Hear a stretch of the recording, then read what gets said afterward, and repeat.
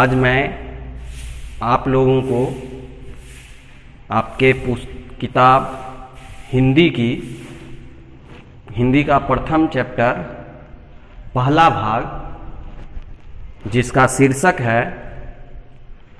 है सरस्वती वंदना।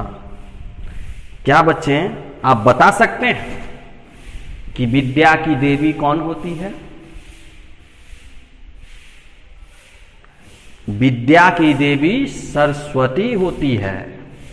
हम कोई भी क्रियाकलाप, किसी भी प्रकार की गतिविधि को करने से पहले हमें अपने आराध्य देवी देवताओं का प्रार्थना करना चाहिए।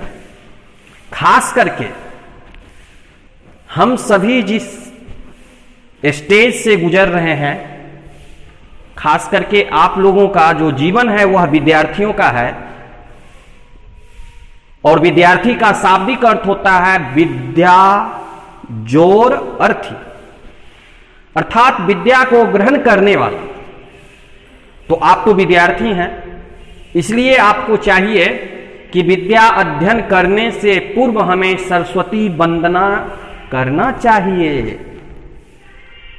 सरस्वती वंदना करने के बाद यदि हम किसी भी प्रकार का अध्ययन अध्यापन का काम करते हैं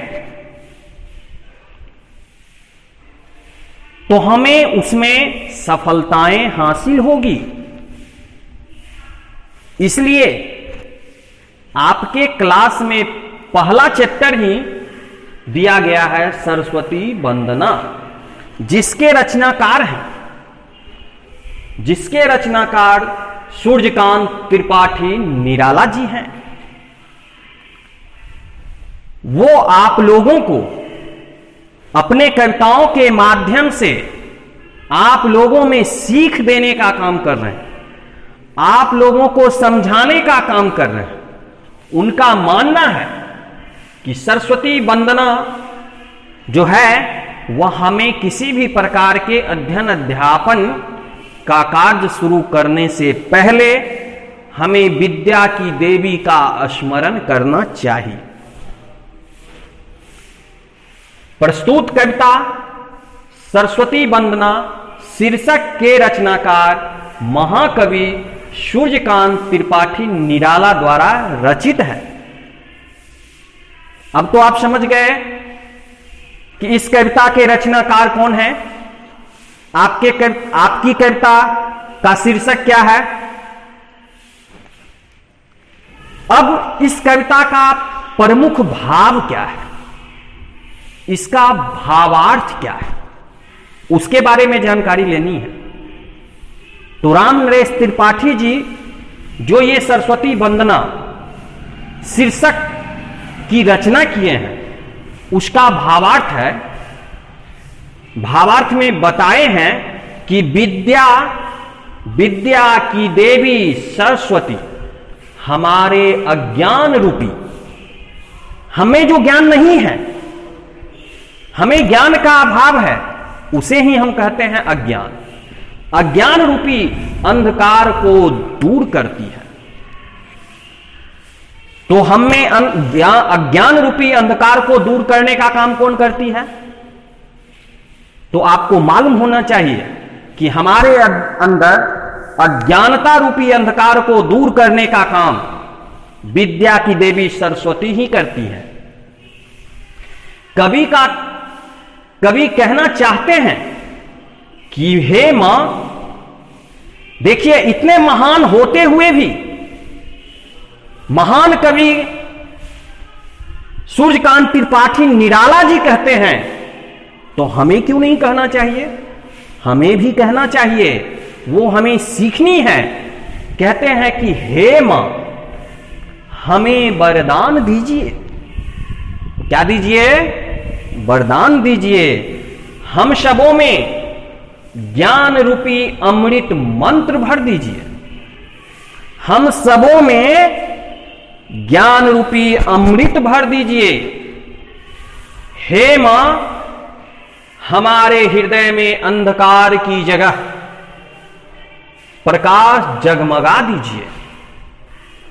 हमें भी अपनी कल्पनाओं को, भावनाओं को विद्या की देवी सरस्वती के सामने, सरस्वती जी के सामने निवेदन करना चाहिए कि हमारे अंदर जो भी अंधकार है उस अंधकार को दूर कर दीजिए तथा हमारे हृदय में ऐसी प्रकाश की धारा प्रवाहित कर दीजिए तथा देश में प्रकाश की ऐसी धारा बहा दीजिए कि सारी बुराइयों और पापों का नाश हो जाए। हमारे अंदर छल, कपट, ईर्ष्या, द्वेष, जलन, ये सारे पाप हैं। हम एक दूसरों से जलते हैं, खास करके आज के समय में आज के समय में जितने लोग अपने दुखों से पीड़ित नहीं होते हैं उतने दुखों से, दूसरों के सुखों से होते हैं।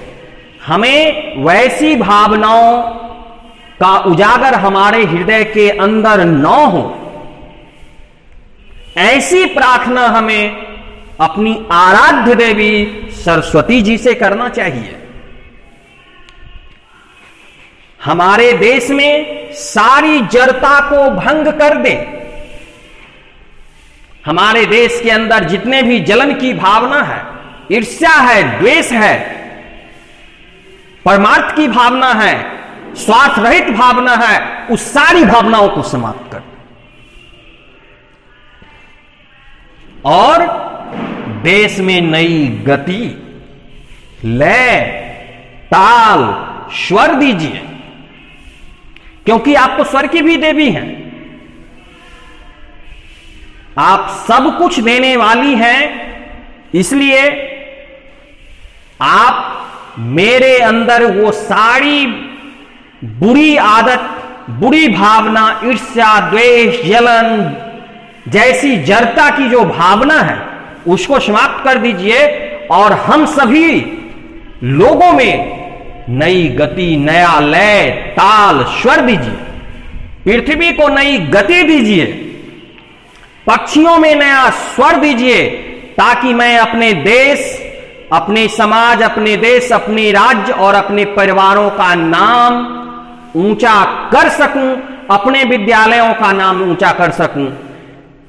आपको भी सीखना होगा, आप सभी बच्चों को सीखना होगा कि किसी भी प्रकार की अध्ययन अध्यापन के तहत कार्य जो हमें करने हैं, किसी भी प्रकार की क्रियाकलाप को करना है, उससे पहले हमें सरस्वती वंदना करना पड़ेगा और उसके बाद हम किसी भी प्रकार की पठन पाठन का कार्य प्रारंभ करेंगे। और हम में जो इस चैप्टर के अंतर्गत, इस पाठ के अंतर्गत महान कवि सूर्यकांत त्रिपाठी निराला जी ने हमें सीखने का उपदेश दिया है, उसका अनुपालन करना होगा।